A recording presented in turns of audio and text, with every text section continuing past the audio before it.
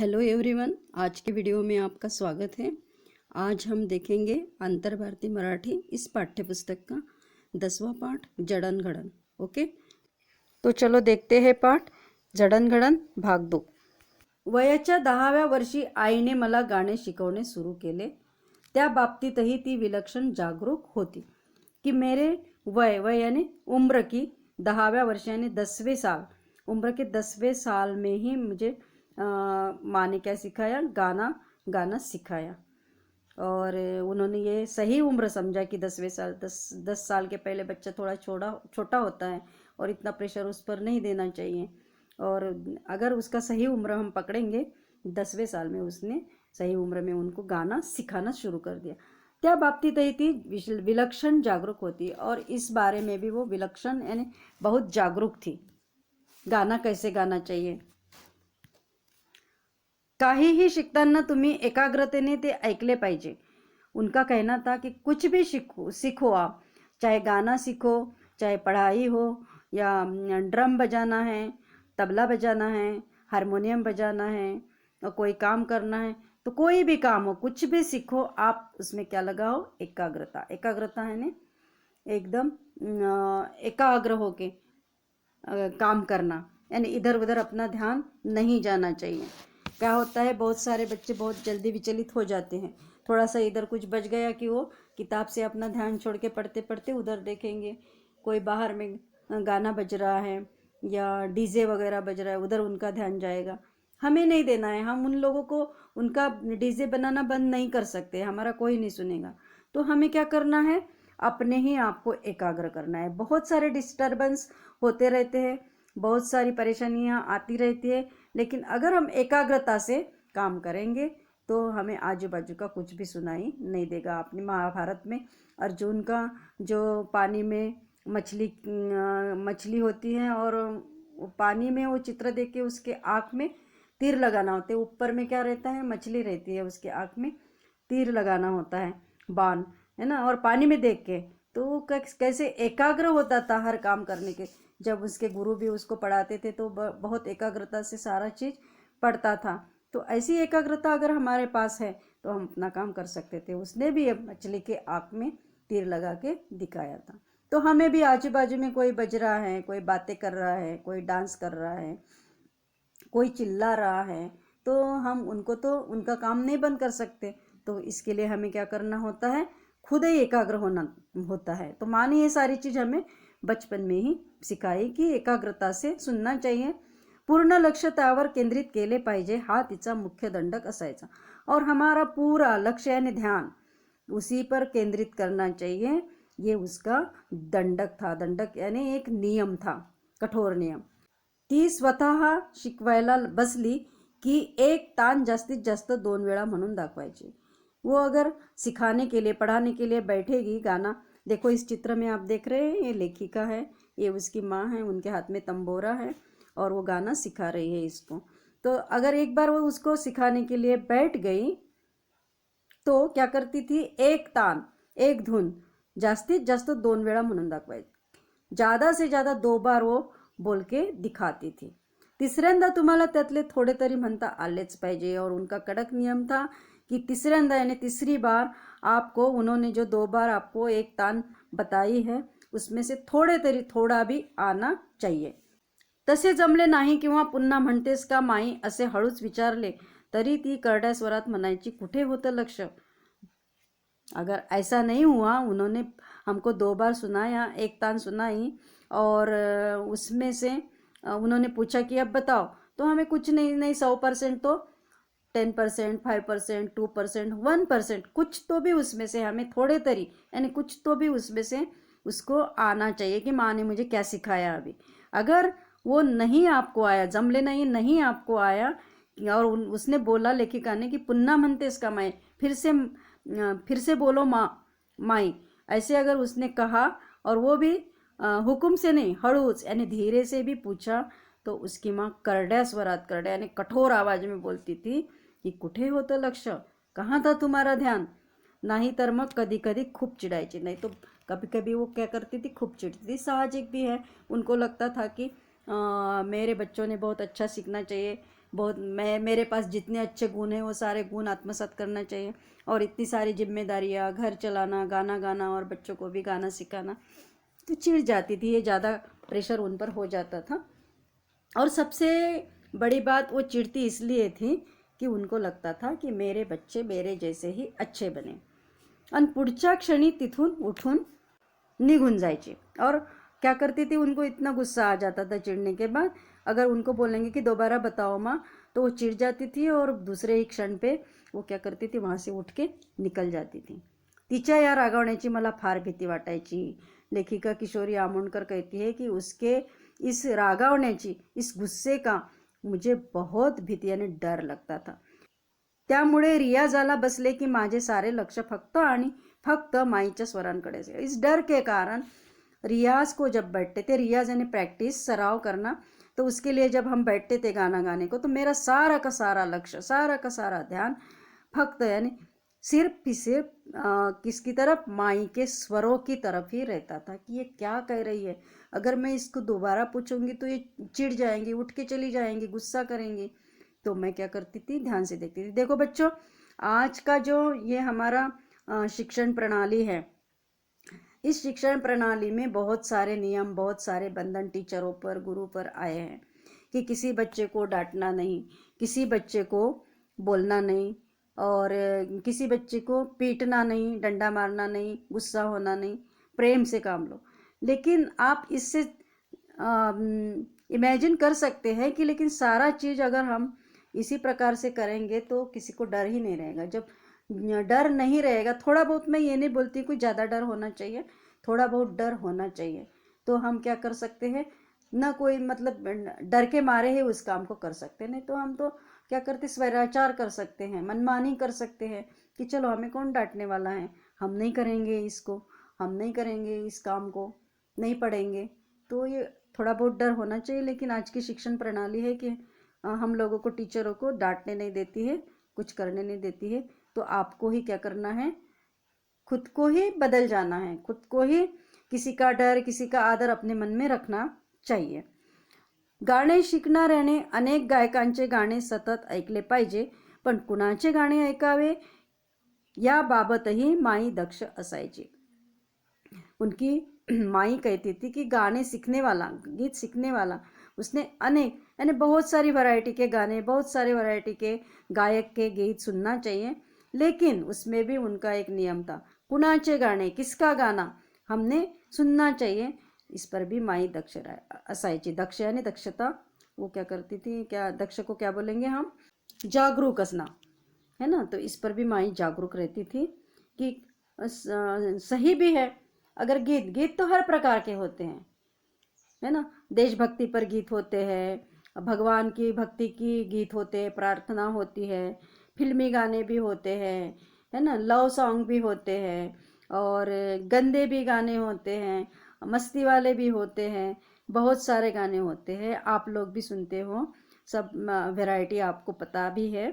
लेकिन माँ क्या कहती थी कि कौन सा गाना हमने सुनना चाहिए, ये भी एक संस्कार है। अगर हम अच्छे गाने सुनेंगे, भगवान जी के गाने सुनेंगे, तो भगवान जी को हम आदर्श मानेंगे, उसकी पूजा करेंगे, आस्तिक बनेंगे, है ना। अगर हम मस्ती वाले गाने सुनेंगे तो हम मस्ती ही करते रहेंगे, हम किसी का मानेंगे ही नहीं, ऐसा भी है ना। और ज्ञान के हम गीत सुनेंगे, देशभक्ति के सुनेंगे, तो देशभक्ति हमारे मन में आ जाएगी, ज्ञान हमारे मन में आ जाएगा। तो इसीलिए वो क्या रहती थी, दक्ष यानी जागरूक रहती थी कि नहीं, अच्छा ही गाना सुनना चाहिए। वाटेल ते गाण्याचे कार्यक्रम ऐकायला तिने कधी मला जाऊ दिले नहीं। वाटेल ते यानी अपने मन को जो लगा वही गाने का प्रोग्राम सुनने के लिए उसने मुझे कभी नहीं जाने दिया। अपने यहाँ भी बहुत सारे ऑर्केस्ट्रा होते हैं, उसमें अच्छे भी गाने होते हैं, बुरे भी गाने होते हैं, है ना। लेकिन ऑर्केस्ट्रा यानी एक प्रकार की मस्ती, मनोरंजन होता है, तो अच्छे गाने कम होते हैं, बुरे गाने ज़्यादा होते हैं, या पुराने गाने भी अच्छे रहते हैं। तो ऐसे कार्यक्रम में उन्होंने मुझे कभी नहीं जाने दिया। संध्याकाळी एखादा कार्यक्रम असला आणि त्याला जाण्यासाठी मी हट्ट धरला कि माई विचारायची, गृहपाठ झाला का करून। अगर मैं शाम के समय में कोई कार्यक्रम हो अगल बगल में और मैंने माँ को पूछा, मैंने हट्ट यानी जिद पकड़ी कि माँ मैं जाऊँ क्या कार्यक्रम देखने, तो माँ क्या बोलती थी पहले, गृहपाठ झाला का करून, यानी तुम्हारा होमवर्क हो गया क्या। अगर होमवर्क हो गया होगा तो जा सकती हो, और नहीं हुआ होगा तो नहीं जा सकती हो, क्योंकि महत्वपूर्ण क्या है, पहले हमारा गृहपाठ है, होमवर्क करना, और फिर बाकी सारी चीज़ें हैं। लेकिन हम लोग में से बहुत सारे बच्चे क्या करते हैं, इस काम को अलग रख देते हैं, दूर कर देते हैं, और पहले क्या करते हैं, चलो मनोरंजन कर लेते, कार्यक्रम देख के आते हैं। ऐसे नहीं करना चाहिए। इस पाठ से आपको ये सीखना है। डोळे चोळत चोळत मी उठायची, माझे बेळगावचे मामा कधीतरी आमच्याकडे राहायला यायचे। डोळे यानी आंखें, चोळत चोळत यानी जैसे अपन नींद से उठते हैं ना, नींद से उठने के बाद आँखों को ऐसे मलते हैं, है ना, तब अपनी नींद नहीं जाती है जब तक। तो इस प्रकार से मैं क्या करती थी, यानी माँ ने ऐसे डांट दिया, पूछ लिया गृहपाठ झाला का, तो डोळे चोळत चोळत डर के मारे कि नहीं गृहपाठ तो हुआ नहीं, अभी करना है, तो मैं अपने रोना आता था तो अपनी आँखों को क्या करती थी, वो मलते हुए जाती थी। माझे बेळगावचे मामा, बेळगाव, अब ये बेळगाव क्या है, ये बेळगाव एक गांव का नाम है। कर्नाटक और महाराष्ट्र की जो सीमा रेखा है, और कर्नाटक महाराष्ट्र की सीमा पर कर्नाटक का ही ये प्रसिद्ध शहर है बेळगाव। तो वहाँ उनके मामा रहते थे, तो कधी कधी यानी कभी कभी हमारे घर रहने को आते थे। पहाटे उठल्यावर डोळ्यांवरची झोप जावी म्हणून गरमागरम चहाचा कप देऊन ते बैठकीवर माझ्या बाजूला बसून राहायचे। क्या होता है, हमारी नींद नहीं जाती है, पहाटे यानी सुबह उठते बराबर, तो ये नींद जानी चाहिए, झोप यानी नींद, तो इसके लिए वो गर्मा गर्म चाय का कप वहाँ बैठ के मेरे बाजू में बैठते थे, गरमागरम चाय का कप लेके। माईच्या भीतीने झोप कुठल्या कुठे उड़ायची, और माई का तो मेरे को डर भी था, तो उसके डर के कारण मेरी नींद कब की खुल जाती थी। अब हम अपना ही मतलब बहुत सारे बच्चों का हम उदाहरण ले सकते हैं कि हम बच्चों को जितना प्रेम से जगाते हैं, जितना प्रेम से जगाते हैं, बच्चा उठने का नाम नहीं लेता है, उसको लगता है कि कुछ नहीं होता है। लेकिन वही आप ना गुस्से में आके और बहुत ज़ोर से चिल्ला के उधर ताड़ के उठ के बैठ जाएगा, अगर डर है उसको माँ का तो। लेकिन इसको तो इसके मन में ही डर था कि नहीं माँ डांटेगी। अच्छे संस्कारों में पली लड़की थी, किशोरी आमोणकर लेखिका, तो वो माँ के डर के ही कारण क्या करती थी, उठ के बैठ जाती थी, एकदम से टाइम हो गया उठने का कि स्वर आपोआप जुळायचे। इतक्या पहाटेही माईचे गाण्याकडे बारीक लक्ष असायचे। इतनी सुबह में भी माँ का उस गीत की तरफ बहुत बारीक लक्ष, यानी बहुत जागरूकता से वो ध्यान देती थी। एखादा स्वर चुकला तरी ती चटकन सांगायची, और एक भी स्वर अगर गलत हो गया तो चटकन यानी जल्दी से बताती थी। एखादी तान गाऊन दाखवायची नि सांगायची, को कभी कभी वो एखाद तान लय गा के दिखाती थी और बताती थी, म्हण आता ही तान 108 वेळा। अगर हमें नहीं बनती है तो वो बोलती थी कि इसका जप करो, अब 108 बार उस तान को बोलो तुम, तभी तुम सीख पाओगे।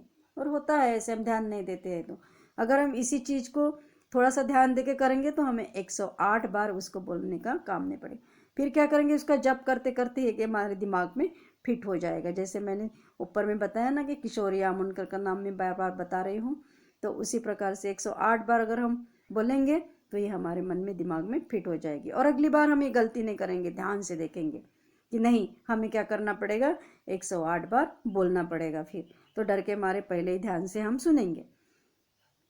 ती तान घटवता घटवता माझ्या नाकी दम यायचा, यानी वो तान गाते गाते नाकी दम येना ना, मैं परेशान हो जाती थी।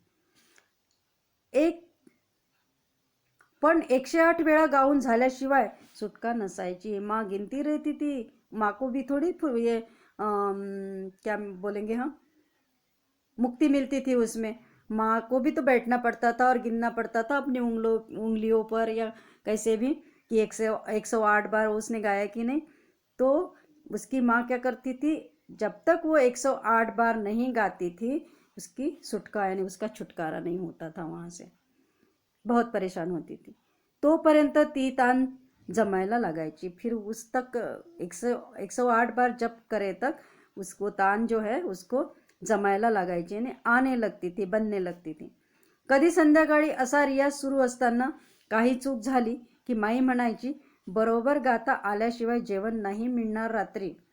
अगर शाम के समय में रियाज यानी प्रैक्टिस शुरू है और कुछ गलती हो गई, चूक यानी गलती, तो माई बोलती थी कि जब तक तुम बराबर नहीं गाओगी जेवण नहीं मिलना रात्रि, यानी भोजन नहीं मिलेगा रात को।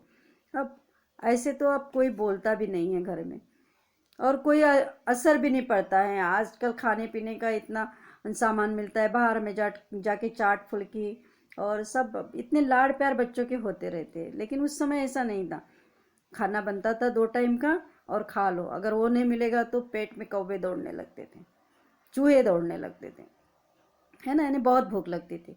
तो डर के मारे क्या करते थे बच्चे, कर लेते थे। तो माँ क्या कहती थी की अगर नहीं बराबर बनेगा तो रात का खाना नहीं मिलेगा। माईच्या या कडक शिस्तीमुळे मला चांगले वळण लागले, लेकिन इसका मुझे फ़ायदा ही हो गया। बोल रहे कि इस कड़क व्यवहार के कारण माई के मुझे चांगले वळण, अच्छा एक संस्कार मेरे ऊपर हो गया। मेरे को अच्छा ही करने की आदत हो गई। मेहनत करायची सवय लागली और मेहनत करने की आदत हो गई। संगीत साधनेतील माईची तन्मयता, गुरुने दिलेली विद्या जपण्यासाठी, वाढवण्यासाठी तिने केलेली जीवापाड प्रयत्न, केवळ शास्त्रीय संगीत गाण्याची तिची निष्ठा, या साऱ्या गोष्टींचा माझ्या मनावर पहिल्यापासून खोलवर परिणाम झाला।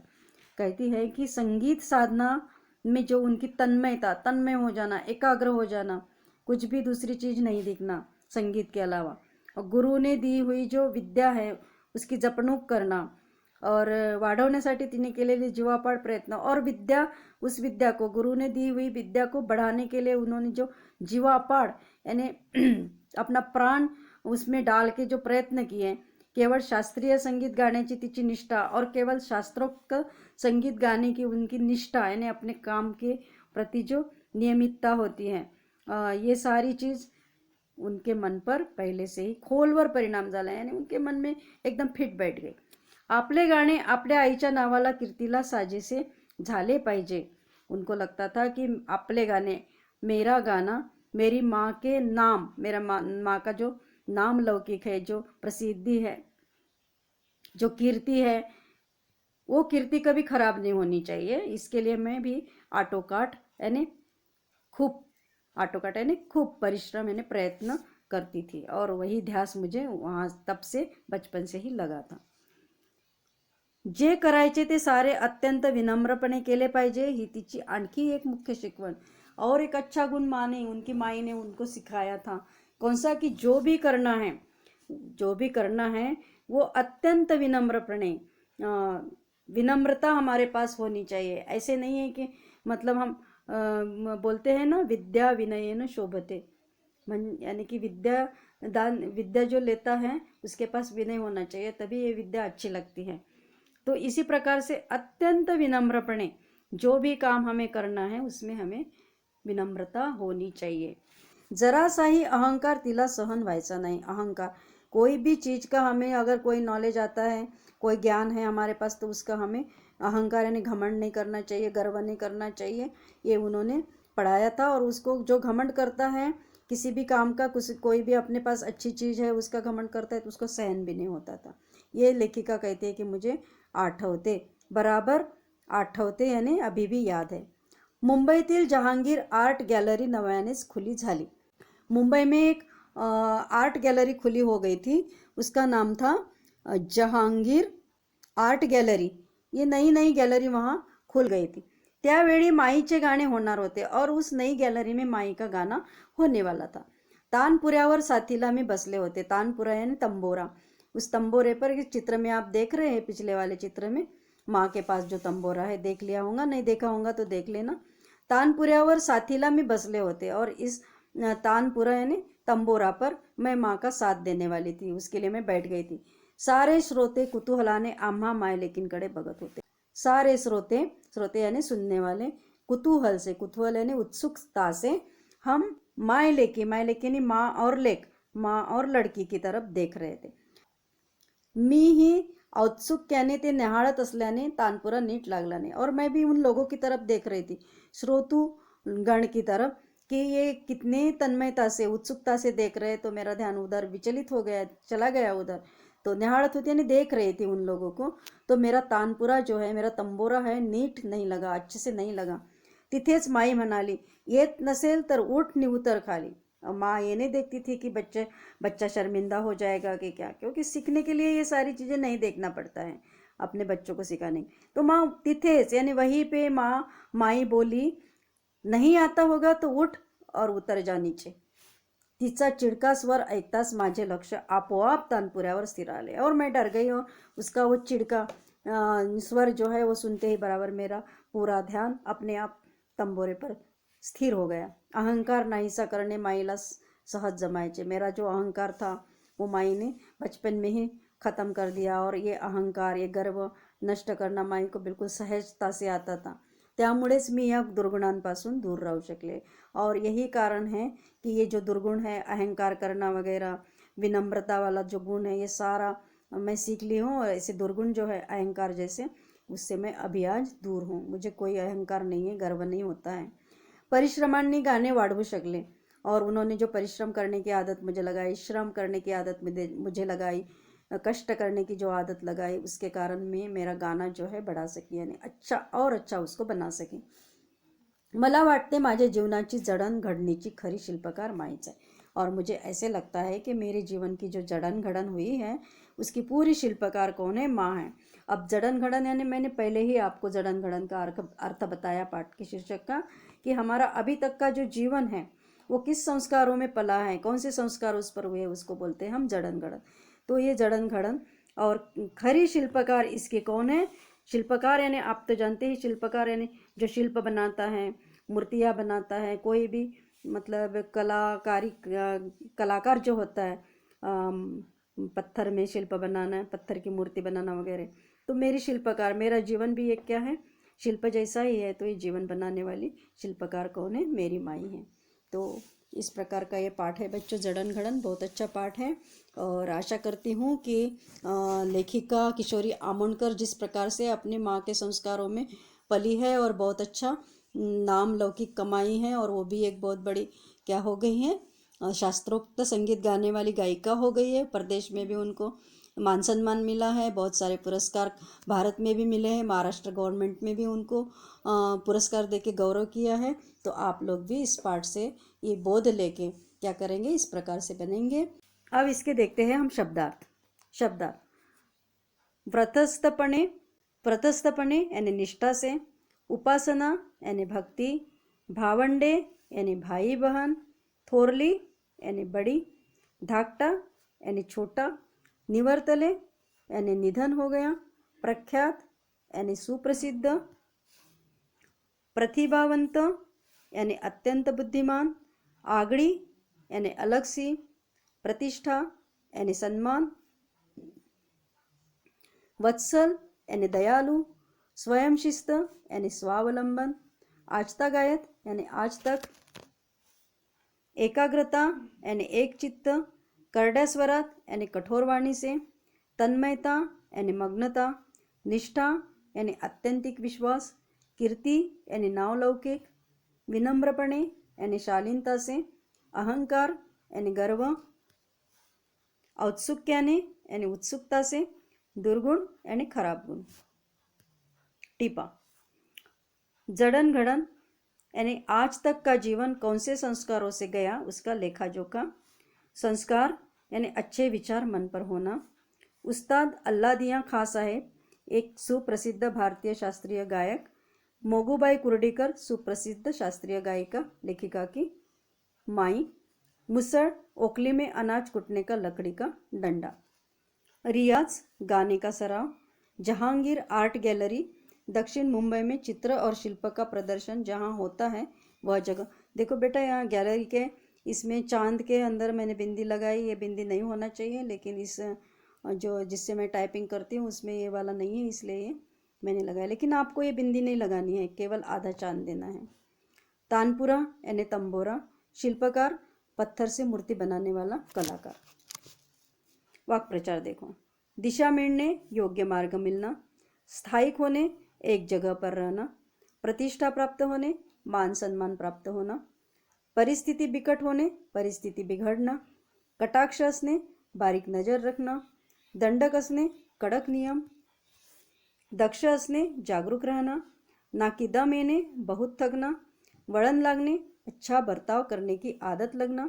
आटोकाट प्रयत्न करने, बहुत प्रयत्न करना. तो बच्चों, यहाँ ये पाठ खत्म होता है. इसके शब्दार्थ, टीपा और वाक् प्रचार हमने देखे हैं. और इसका जो स्वाध्याय है वो अगले वीडियो में देखेंगे। Thank you.